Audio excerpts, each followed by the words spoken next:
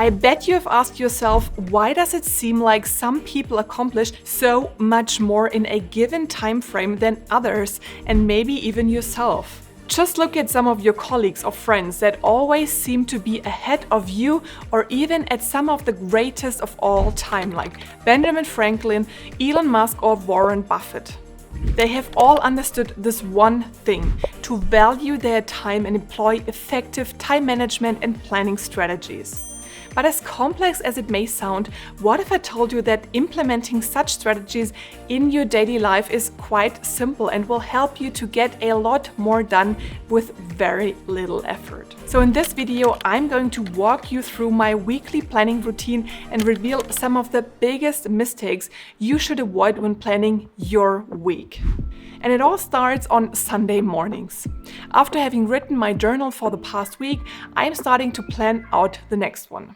After having tried out quite a few different tools and habits, I got stuck with Todoist as my preferred planning program, but you might be using whatever other tool suits you best, such as Google Tasks, Microsoft To Do, or even just a pen and a paper. And even though we did not even start with the actual planning, there are already 2 mistakes that you can avoid. The first one is not building a routine around your weekly planning exercise. If you don't do it every Saturday, Monday, or whatever weekday, but rather on different days and times, the chances that you are missing out and forgetting about it are quite high. So try to find a suitable day and time where you can carve out just 10 minutes and get it done.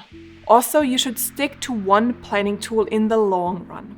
It's fine to experiment a bit to find the tool that is most suitable for your needs, but as soon as you have planned out your activities and projects, it can become quite detailed and therefore tedious to change tools. So make sure to choose your tool wisely and take into consideration if you would like to have one that you can access everywhere, anytime, which might be difficult with pen and paper and easier with a digital tool. So once you have decided on a day and time and chosen a tool, the first step you should take is to get an overview of the tasks at hand.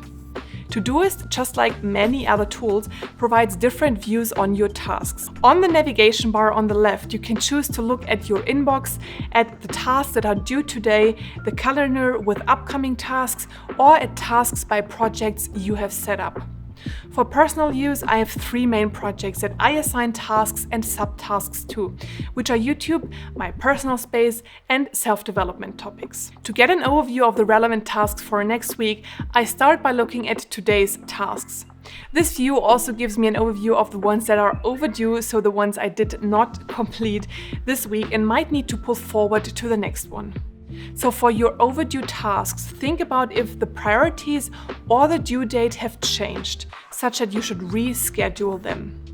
In case the tasks are still important for the next week, or even more important now that they are overdue, you might want to increase their priority to make sure that you finish them in the upcoming week. As you can see here in my example, I'm also far from perfect, and at times I have some tasks that I was not able to finish in a given week. But the one thing you should avoid when you experience something like this is not being flexible. Once you start engaging in a planning routine, you will see that priorities change, timelines adjust, and your own judgment of how long things take gets better.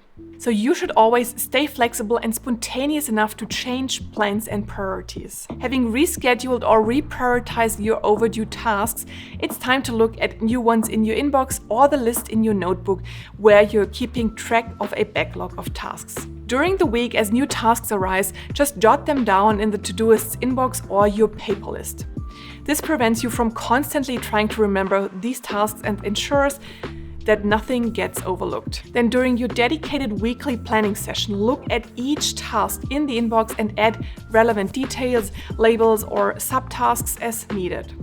Set due dates and move the tasks to their respective project. In my case, all new tasks evolve around YouTube, but required some more details. By adding them, you make sure that every task is clear and actionable, making it easier to prioritize and tackle them effectively during the week. Next, I usually go through all of my projects and review each main task, but not all of the subtasks quickly. This step is crucial as priorities might have changed during the week and some tasks might require completion earlier than originally planned. Certain tasks may be recurring and have set days. For example, I'm answering comments on my YouTube channel Tuesdays and Thursdays.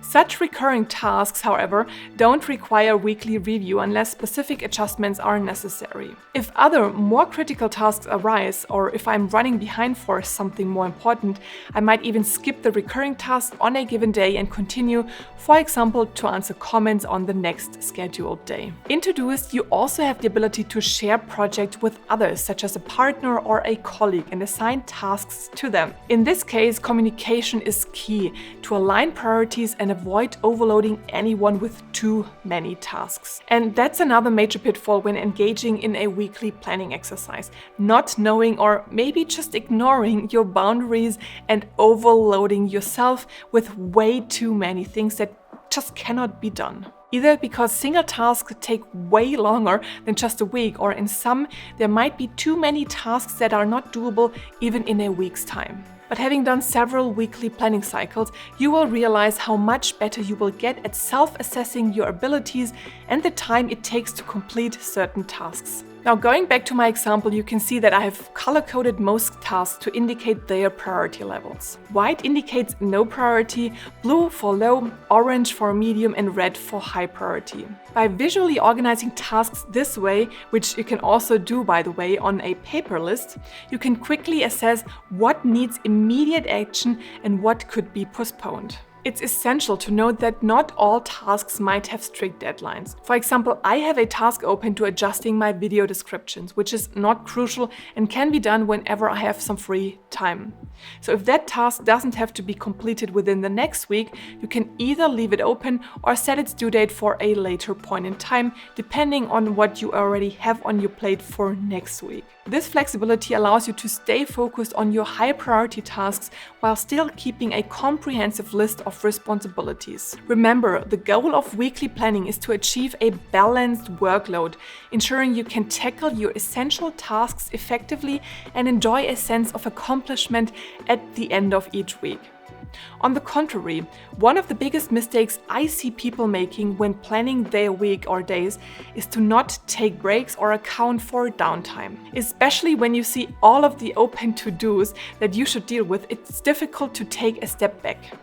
If you struggle to take care of yourself, you might even want to include breaks or downtime for your hobbies as separate, recurring to-dos so you cannot forget to take this time. Before we take a look at my final weekly plan, I wanted to address a common concern during weekly planning, which is how many tasks to plan for the upcoming week. Here, the key is to break down larger tasks into smaller manageable subtasks. Estimate the time required to complete each subtask and consider your overall workload. A good rule of thumb is to aim for 3 to 5 tasks from Monday to Friday and a few more based on your weekend plans. Having 3 to 5 subtasks per main task also avoids breaking down tasks into too granular subtasks that take only a few minutes to complete. But by gaining experience every week, you will find a balance between tasks that are too big and too small for your personal weekly planning. Now, having reviewed and adjusted all overdue tasks and detailed on your incoming tasks and the currently scheduled one, it's time to look at your upcoming week. When being on that view in Todoist, you can see the tasks for the upcoming week by day and priority. This gives you a great overview of what is currently scheduled throughout the week and if you would want to reschedule or reprioritize some tasks. Once you are confident with having set the right tasks for your upcoming week, it's time to schedule them in your calendar with the help of time blockers. Since my example is just about private projects and tasks, it's not a big deal to block time since I'm going to do these things either before or after work anyways. But I'm also using such a weekly plan at work, and then it's crucial to block out the time slots I want to reserve for those respective tasks. So time blocking is a powerful time management technique that involves dividing your day into distinct blocks of time, each dedicated to specific tasks or activities. By scheduling and allocating fixed periods for particular tasks, you can enhance your focus, eliminate distractions, and increase your overall productivity. Ideally, even enter into a deep work mode. To block my time, first I get an overview of meetings and appointments that are already planned for the upcoming week. And then I schedule my time blockers around the already scheduled meetings such that your calendar might look like this, with deep work blockers scattered across the entire week. So I just mentioned that it's very beneficial entering into a deep work mode when you want to get things done fast and with superior outcomes. But what if I told you that deep work is not suitable for everyone? So watch this video next to find out if you should and how you can embrace deep work, or if it's rather hindering you at work.